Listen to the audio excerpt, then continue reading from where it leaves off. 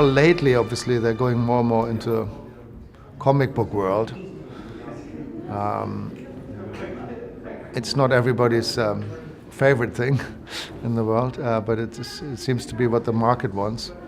And especially in the last 3 years, I think a lot of money gets spent on very few movies that are very derivative or directly based on comic strip heroes, and a lot less money gets spent on grown-up films. You know, a lot of drama went into television, so that has changed a lot.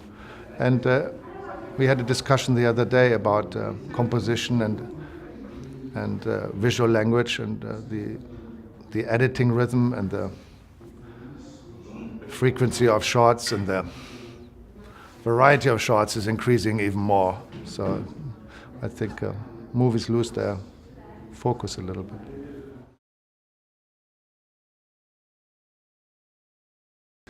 Well, in visual effects, of course, with the bigger dominance of digital post-production, a lot of shots that used to be more difficult to achieve are a little bit easier to do now. You have more freedom in ways to move the camera, and the presence of visual effects in almost any kind of subject is much more natural now. You know, it's like even on smaller projects, you can assume there's going to be a certain amount of things that get done in post. I think the hardest part is then to make sure they fit in, that they're done right, and that the color matches and things track, as we say.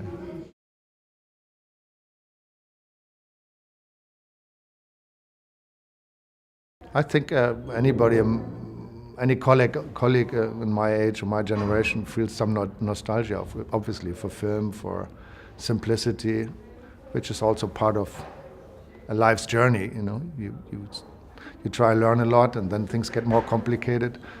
You yourself do things more complicated, and then you return more to simplicity. So in that respect, I'm also nostalgic to the beginning. But I also enjoy things in digital, and it certainly opens up new opportunities. So I think one has to find a balance. You know, in general, I always say things have always changed, and they will change. That's part of evolution. That's part of mankind's history. You know? So the window of film, in the big scheme of things, is relatively short.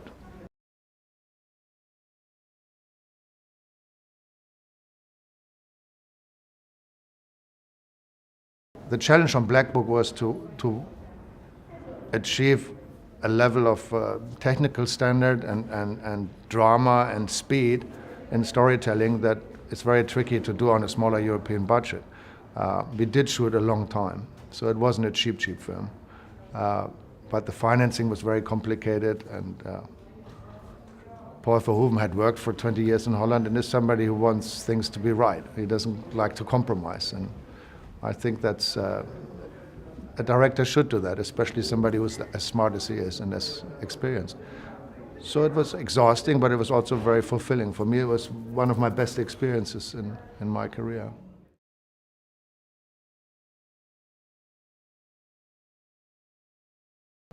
I think every relationship with the director is different. They are very important for a cinematographer. In the process of actually shooting a movie, physically on location or on stage, that relationship is probably the most important one, because it influences all the other elements on the set. I think for me it's always important to hopefully find a level of sympathy and respect, and then from that it's important to find the best way to relate to that individual director. They're all very different. Some of them are a lot more visual oriented, others are strictly focusing on the actors, and then there's people that are good at both. And I think most cinematographers try to find a way to adapt to this. You know, I think that's part of our job.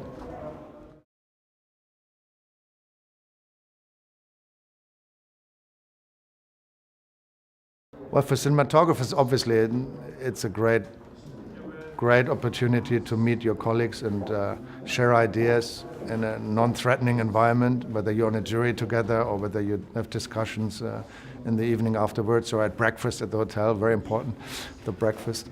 And for the audience, I hope it's a way to see us in a different way, because usually cinematographers are a little bit behind the curtain. The directors do the publicity and the actors. Cinematographers get interviewed for trade magazines, which is an inside group. And partially that's Camerimage too. I mean, the film students here are probably mostly interested in cinematography. I would hope, and I think it's really important at this point, especially where things change so drastically, that cinematographers become more active in terms of educating the public of what we really do and how important it can be in the storytelling process, and that it's a lot more than just pixel counting or technology.